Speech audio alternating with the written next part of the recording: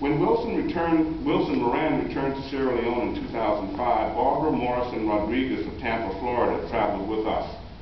She had taken a DNA test. She found my story about the Morans on the internet, and she called the family and they became fast friends. Barbara's DNA test was administered by African Ancestry in Washington, D.C. And the test showed that she's Mende on her mother's side and Temne on her father's side. And Mende and Temne are the two largest ethnic groups in Sierra Leone. Barbara's DNA test results piqued my interest in submitting my DNA sample. A few years ago, I sent my sample to African Ancestry.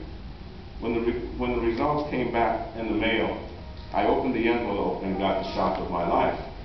According to the results, I'm Mende on my mother's side.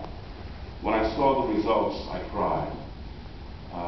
It was quite extraordinary for me to come to that moment and realize that much of my journalistic activity in Sierra Leone was now part of my story and my connection, and my ancestors may have walked where I walked on Bronx Island and on the Freetown Peninsula.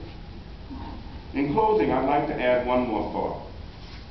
In Joe's brochure on Bronx Island's project, he says that Bronx Island is one of about 40 large commercial forts built by Europeans on the west coast of Africa to facilitate the African slave trade. Another slave fortress that has survived on the coast of West Africa is Elmina, and Chris mentioned Elmina in his remarks. A few years ago, I visited Elmina, which is a functioning tourist attraction.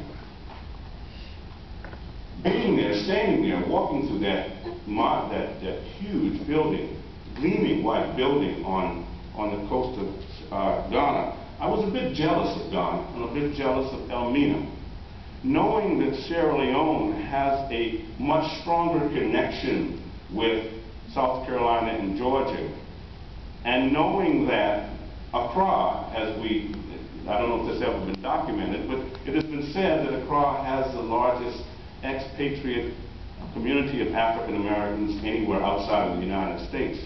I was a bit jealous of Ghana and Elmina, and I'm hoping that maybe in this dialogue we'll continue or start a process that more African Americans will realize that Sierra Leone is a place where their history sleeps, and that they too will embrace Sierra Leone to the degree that we've embraced Ghana. So thank you for your patience and your time, and thank you again, Joel, for inviting me to participate in this conference.